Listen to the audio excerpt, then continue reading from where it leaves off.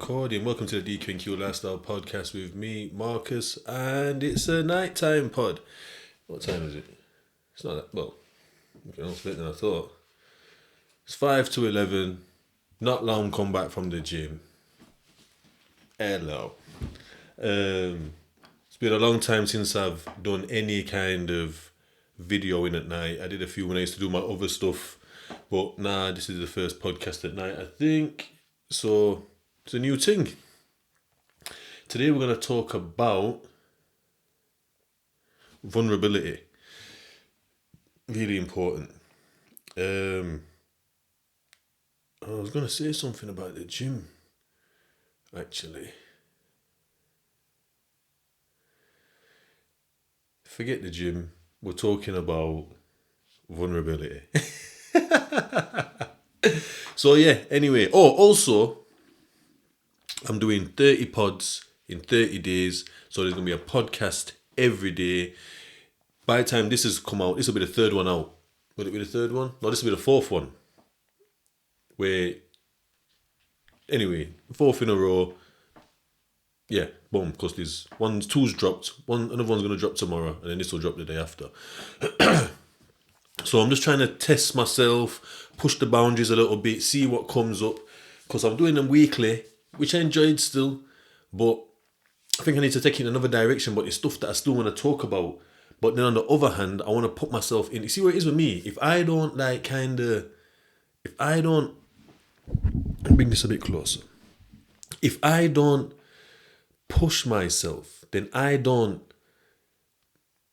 feel it. Do you know what I mean? I have to literally go balls to the wall. Do you know what I mean? For want of a better phrase, I have to go in, like just a little, like, and that's why a lot of time I can't sustain things when people got like a program. So I must have gone boxing like 2 or 3 times when I was about 20. My man's just wanted to like work on the job, but I've I've had like a little punch machine thing. Not a punch machine, like a punch bag thing as a kid, and watching Mike Tyson, the biopic, the Tyson film back in the day with Michael J. White. So I've always been like, you know what I mean? Always done something. So like when he's trying to like, after all that time, years later, he's trying to, it's like, I can't do it. Like, you need to teach me more than I know so that I settle with a little bit. Do you know what I mean? Teach me a little bit makes me settle for really less. Do you know what I mean? So I need to be like, what I say is like, you just have to fling bare mud at me or at the wall, and then like if you throw 100 bits of mud, like 20 bits might stick. Do you know what I mean? But I've learned 20 bits of something. But if you only like give me like 5 bits, then probably fuck all, I remember nothing. Do you know what I mean? I just get bored. Do you know what I mean? Yeah, there's probably something wrong with me. But that's how I am. That's how I am. That's my process. So, boom. I'm going to push myself. I feel uncomfortable because, I don't want to fuck up and this and that and, embarrass myself. But you know what? Fuck it. It's only through being uncomfortable and putting myself out that I've found me, and that I find stuff, doing bitting and batting. I have to be under pressure. Do you know what I mean? Like the pressure is only how I really work. Do you know what I mean?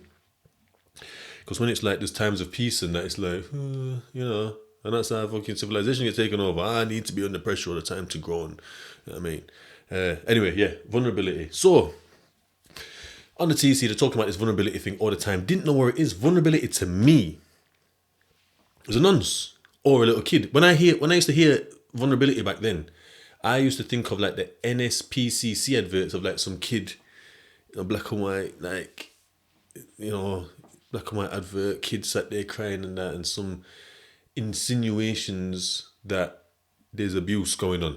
You know what I mean? And then the little green NSPCC stuff or whatever, I think it's green. Or I think of like RSPs, like a dog, do you know what I mean? Like quivering around the sofa and that. Or I think of, like I said, VPs, like vulnerable prisoners. Like there's no other way that I think of that, of vulnerability, because it's not put about like that. And then they keep talking about vulnerability, and it just seems like a based eating. Like, it's like, what are you on about? It's just like, you're saying, oh, you're vulnerable right now, you ain't vulnerable. It's like, what? But I'm sat there like, whoa, what's that?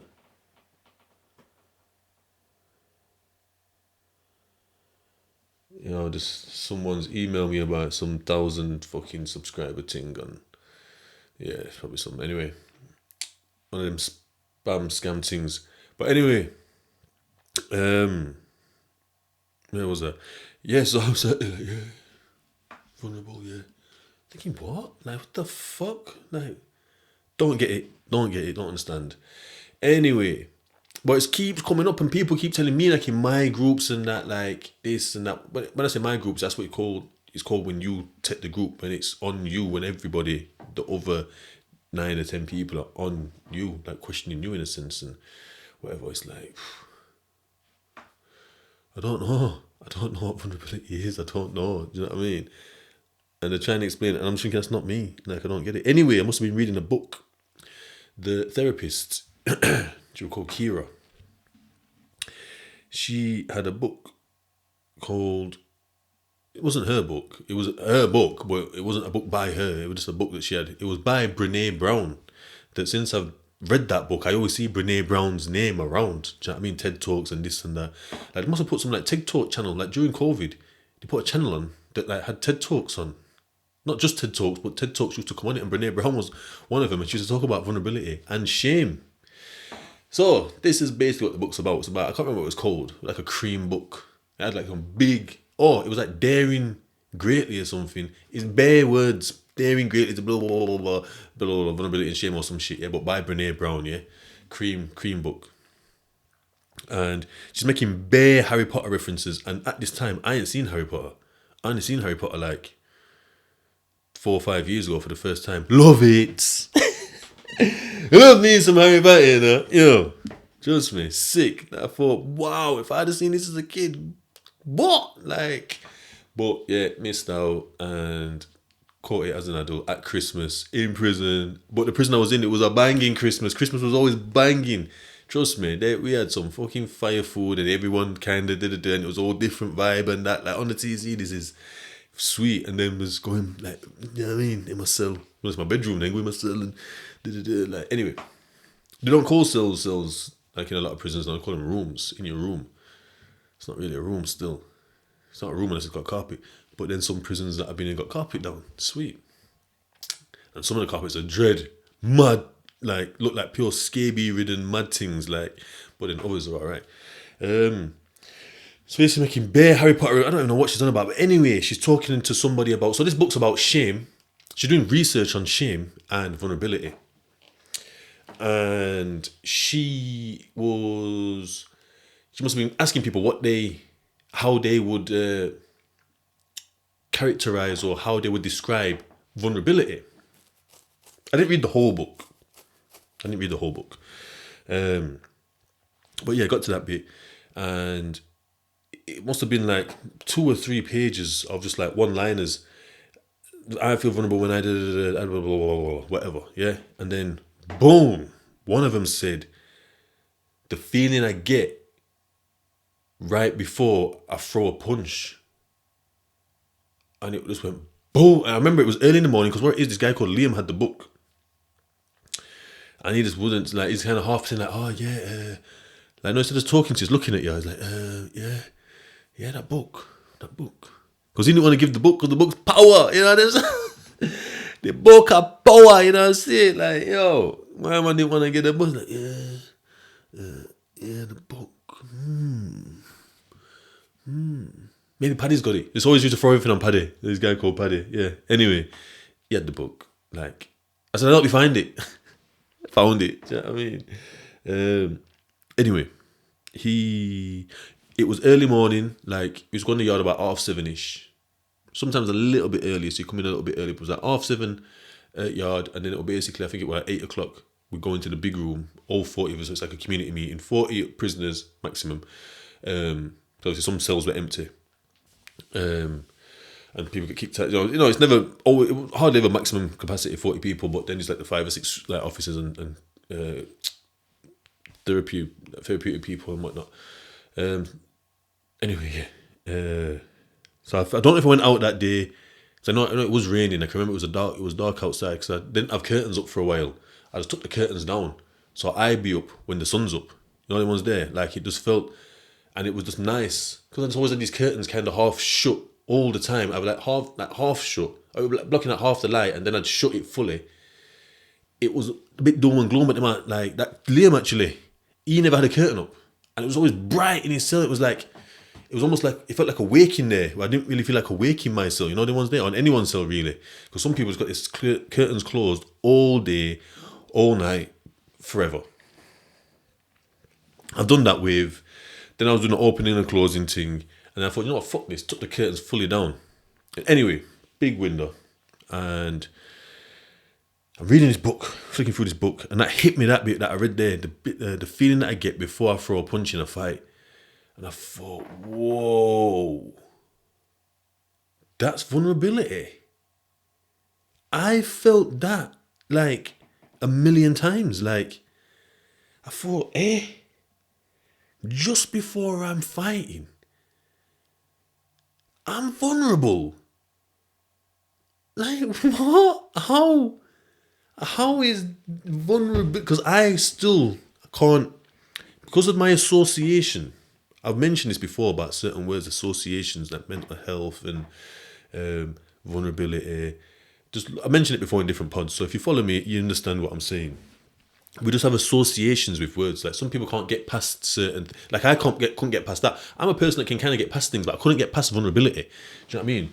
And it's because, like I mentioned before, about how mainly the media portrays these words, or where we hear these words all the time. If we're not around certain things or listening to certain things, like we just like obviously my interpretation has changed from understanding that there's different ways of that words are used, or words have different meanings or interpretations in different sections and fields. So like in the counselling field, things aren't the same. Like manipulation, you hear manipulation all the time, or manipulator, and you're just thinking horrible bastard, because that's when you're pointing out the man or the girl, the narcissist, the this, the that, the blah, blah, blah, paedophile, whatever, yeah? But manipulation can be positive, which I didn't know until I went to the TC. So anyway, I don't want to go into that because I got into that before. So I was still struggling that I had, because I've on the TC, obviously, what it's only about feelings. So it's just about getting into something. So just say like with the Breville guy, for example, big up the Breville guy. You shouldn't have got long left now, probably less than 10 years. You might have even got 5 years left still. I think he got a 15 rec. Ras, he could be out in 5 years. Anyway, my man, yeah, not him, but the situation aroused something in me, feelings, and I wanted to take action. And that's just how it is. It's just, you know, you get these feelings, you either take it out on someone, or you like ruminate and that, and it kind of causes that, and you might hold it in, and if someone does something else and similar, it's just added to that fuel what you felt with him, because you didn't do nothing until you put it on someone else, or when you see that person get funny again, you bring it up again. But understanding how I feel allows me to realise what happened in that, what need was broken. So it's like my safety need was broken. It wasn't just mine, it was like me not feeling safe for others. So my safety was broken, and then obviously when I realised, it wasn't saying that, the safety need become intact again. And that's where it is when we get upset, like a lot of times, like the needs are broken. So it's just about feelings coming up, identifying what the feeling is, putting like a label on it, then understanding things around it, like what brought it up, where did it come from originally, because you'll be like, oh yeah, it happened to me like last week, oh it happened to me last year, oh it happened to me like 5 years ago, oh it happened to me when I was 15, oh it happened to me when I was 10, right, it happened when I was 4, when I fucking fell down the stairs, and my fucking dad said this and that, for example. That's not something happened to me, but that's just an example, a random example. So yeah, I hope you can see me properly with the lighting and stuff. I can't really see myself, but I'm hoping it's nice, crystal clear, HD 4K thing. Yeah. So where was I? Yeah, the feeling. I couldn't believe that when I am absolutely demolishing a man, that it's vulnerability that I'm feeling. I thought it was adrenaline. I thought I was Bex. Like, get mad ting, get mad season. Like, I thought it was anger, rage. I thought, vulnerable. I couldn't believe it. It literally, my whole world just went whoop, and everything that I thought. So I learned a few bits, but I can't remember where it was in my therapy that I'd learned this vulnerability thing. It was pretty early on, obviously, but it was harder to put a finger on what that was. It's the same as just thinking, oh, was I happy? Was I angry? Was I sad? Was I scared? Because vulnerability is like, it's fear. It is fear. Do you know what I mean? But it's a bit niche-ish. Do you know what I mean? But yeah, it was strange. It was very strange. But yeah, it turned my whole world upside down because I couldn't believe that like a big part of who I was, like this fighting guy, this guy that's like, on it, this guy that like, get busy, whatever, felt vulnerable. I couldn't believe it. I couldn't believe it. I couldn't believe that I felt sad. I couldn't believe that I felt angry. I couldn't believe all the, I just couldn't get my head around the vulnerability thing. So yeah, that's how I understood that. And that was like a big part. I always say this, don't I? Everything's a big part. Everything I fucking talk about is a big part of like why I changed and how I am now. But vulnerability, like how you act when you are feeling vulnerable. But that's a big book, that Brene Brown. It might help you still. But yeah, so that's one book. There were two books that helped me in my therapy journey. That was one, and the other one was Counselling for Toads. I read that early in my therapeutic career. It must have been about a month or 2 or 3 maximum. But yeah, they were always out of the library because it was a big thing on that, like in that prison, like boom, Counselling for Toads helps you understand. And it's just basically the Wind in the Willows characters. So it's therapy. Alhamdulillah, it's therapy. The toad is depressed. And the rat and the this and the that. I know it's bollocks anyway, yeah? All these people, I can't really remember the Wind in the Willows still, but I always used to think it was fucking boring as fuck. But anyway, yeah, so it's just basically explains therapy and certain things. Like it mentions about the adult, child's, and the parent more than, can't remember much else. But it brought a lot. It just explained it so simply. So if that's another one, Counselling for Toads, that's like a silver grey book. And Brene Brown, Daring Greatly. There's more to the title than Daring Greatly, but it starts off like, I swear it says Daring Greatly. But about the Daring Greatly is to be vulnerable, to step into the vulnerability. So when you're feeling vulnerable, that's when you're like, you don't want to go there, that's when you don't want to do that, or just say someone says something, puts you on the spot. That's what you can kind of call being put on the spot. Like if you've put on the spot and you feel a bit funny about it, like you feel a bit like, oh no, what's going on? That's the vulnerability. Because when we're vulnerable, when we're secure, it's like we've got armor on. We're solid. We're like when we're like linking our friends, or a partner, or with our kids, or we've got that same job that we've always done that we're good at, or we're driving. We are strong in it. We've got our armor on. When we're feeling vulnerable, so just say you've had a car crash, so when you jump in the car, you're feeling a bit like jumpy and that, like you feel vulnerable in that car now, because when you're in the car, you feel fucking tough as fuck. Do you know what I mean? Like everyone's a bad, like, you know what I mean? And you feel vulnerable then, or just say you start a new job. You know what I mean? Feel like you've done something wrong, you're feeling vulnerable. Get a new partner, you're a bit vulnerable. Do you know what I mean? Or even when you're trying to being vulnerable, yeah.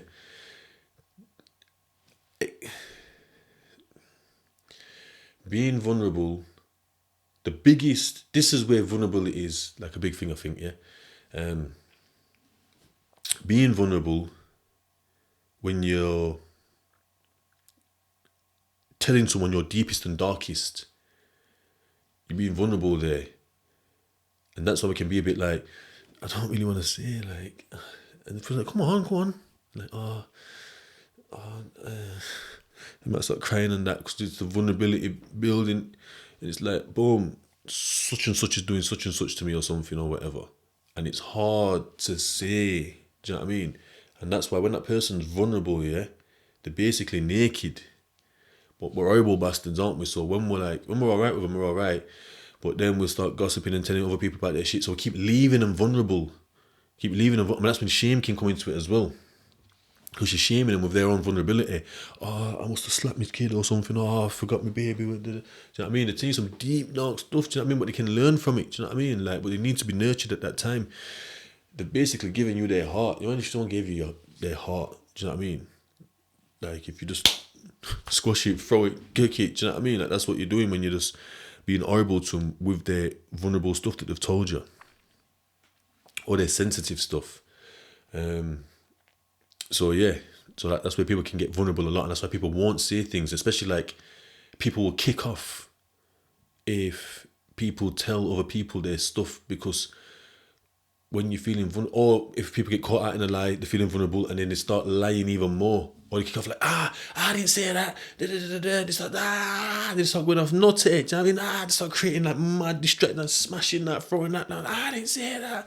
When someone's exposing someone, if it's true, if it's a proper thing that needs to be exposed, not that you've just been a bastard, like they're in the wrong, so exposing them, and they left them vulnerable now, so they don't know what's gonna happen. Anytime you don't know what's gonna happen, it's not just anxiety, like there'll be vulnerability there. Do you know what I mean? So that's another thing as well, being able to separate the vulnerability from the anxiety, and that's another thing about like when I talk about like the low level like mental health stuff. Like what I would have been in, but like I say, if I did end up on like medication and that, it could have exacerbated me more, because now I'm on pills and now things are changing. I'm around it. Do you know what I mean? Anyway, I don't want to go into it again for the 50th time. But me, I'll go into it again soon, probably still. But yeah, that's a little bit about vulnerability. That's the end of this one. Stay tuned tomorrow for the next one. Marcus, DKQ Lifestyle Podcast.